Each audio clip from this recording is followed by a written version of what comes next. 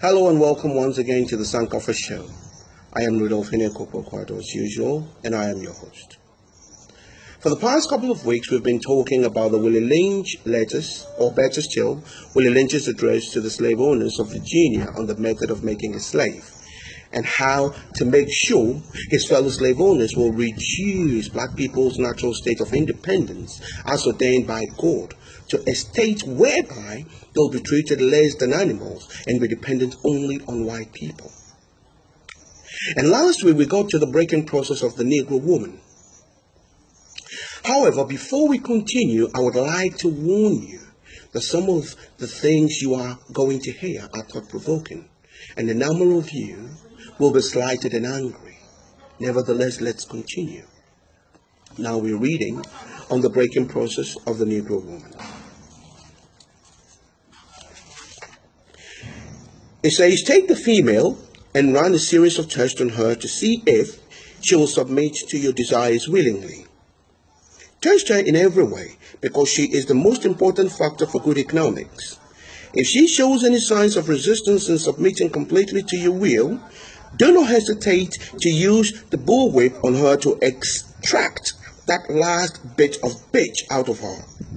Take care not to kill her, for in doing so, you spoil good economics. When in complete submission, she will train her offspring in the early years to submit to labor when they become of age.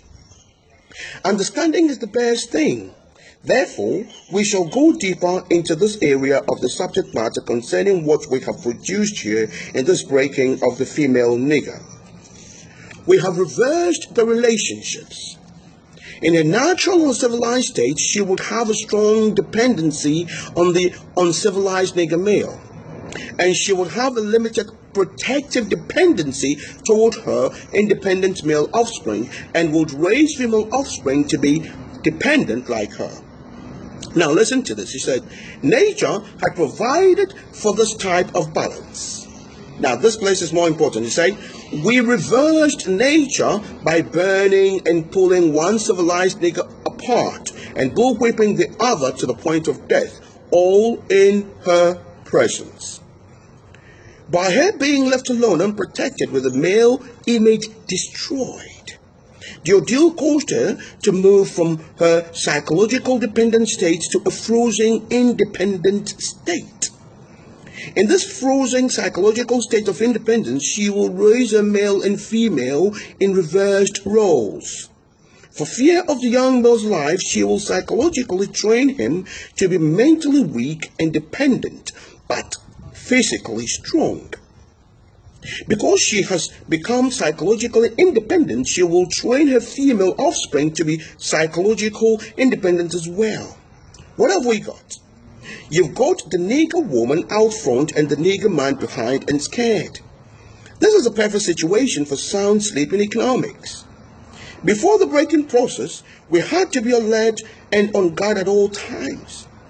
Now we can sleep soundly, for out of frozen fear, his woman stands guard for him. We cannot get past her early infant slave molding process. He is a good tool, now ready to be tied to the horse at a tender age. By the time a nigger boy reaches the age of 16, he is soundly broken in and ready for a long life of sound and efficient work and the reproduction of a unit of good labor force. Continually, through the breaking of uncivilized savage niggers, by throwing the nigger female savage into a frozen psychological state of independency, by killing the protective male image, and by creating a submissive dependent mind of the nigger male slave, we have created an orbiting cycle that turns on its own axis forever, unless a phenomenon occurs and reshifts the positions of the male and female savages. Now they're calling us savages. We show what we mean by example. We breed two nigger males with two nigger females.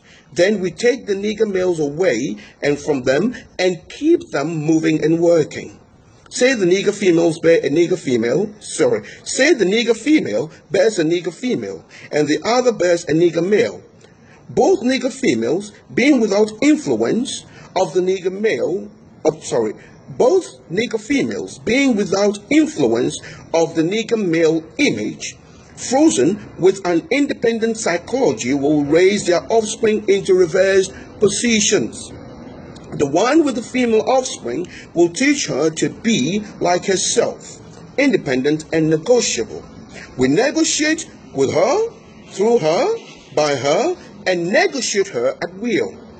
The other with the Negro male offspring, she, being frozen with a subconscious fear for his life, will raise him to be mentally dependent and weak, but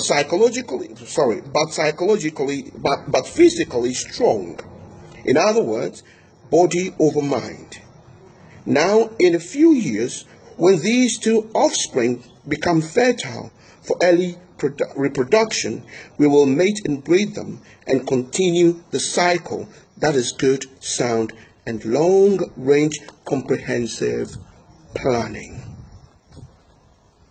So years ago, I happened to watch a video on the lecture of what is called post-traumatic slave syndrome by Dr. Joy Leary. You see, post-traumatic slave syndrome is about the trauma and stress that the slaves went through, which has now been transmitted through generations and still goes on. We have something called the knock-on effect, which means something that results inevitably but indirectly from another event or circumstance.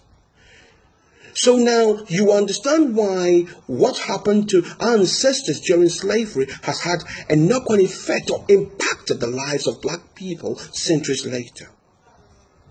You can see how this works in the breaking process of Willie Lynch's theory of how to make a slave. You see, as a race, we have been dehumanized for generations, and for so long to the point that we have learned to be helpless. Now, helplessness is not something that just happens unconsciously. You learn it. And as Will Lynch likened the breaking process of the horse and the nigger, it is first tried on animal subjects to see their conditioned response. An American by name Malcolm once said, "All you have to do is take the chains off their ankles and put it on their minds, and you wouldn't have to worry about them." In so many ways, this is true of a lot of black people. Look at our children.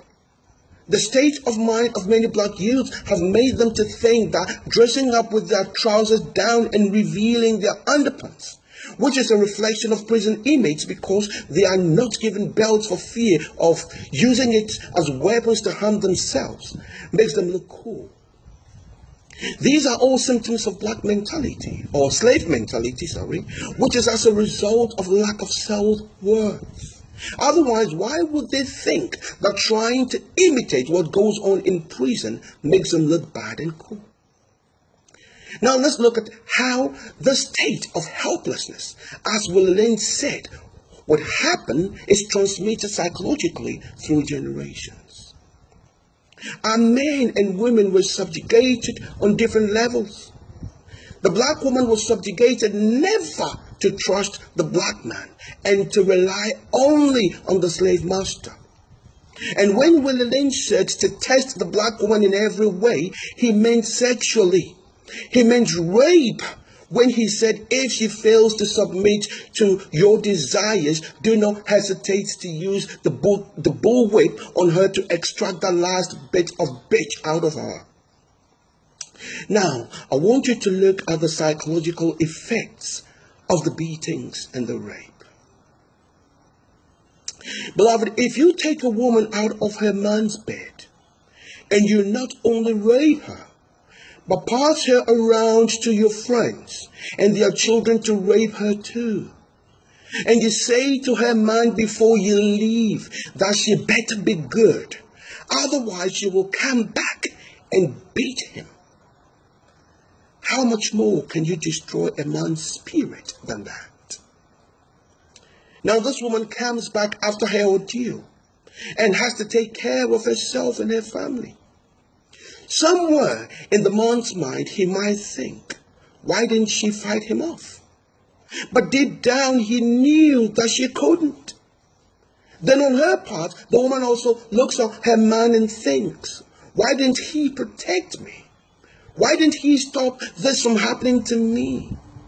And then on second thought, she thinks, I don't want him to feel pain, guilt, disgust, and shame for me anymore. And that is the beginning of her deterioration. She cannot understand why she had to go through such a horrible ordeal with no one to protect her, when she knew that her man was helpless to offer her that protection. This will certainly break any woman's heart. Now, I want you to note that the psychology of this is that the rape was not just for the slave master and his friends to satisfy the lustful desires, but most of all, it was to make certain that the black woman was submissive and that she knew fully well that her man could do nothing to protect her. Hence, he was always called a boy, which means he's continually confined to adolescence as a grown man. So for those of you who keep using the phrase, me and my boys, this is how our black male ancestors were humiliated in front of their women by stripping them of their masculinity. And as hard as black people tried to support each other amidst all the hardships, it was the slave master's intention to destroy that relationship and create distrust. And chattel slavery devastated and ruined black values. So you see why we have to continue talking about this. Because we are still not healed psychologically. Because of the unwillingness by the beneficiary countries of the transatlantic slave trade to discuss the matter, let alone own up to their culpability of such a heinous crime against another race of people. Beloved, if you have any questions to ask concerning this topic, don't hesitate to send it to our comment section at the Sankofa Show on our social media handles. Until next week, it's goodbye.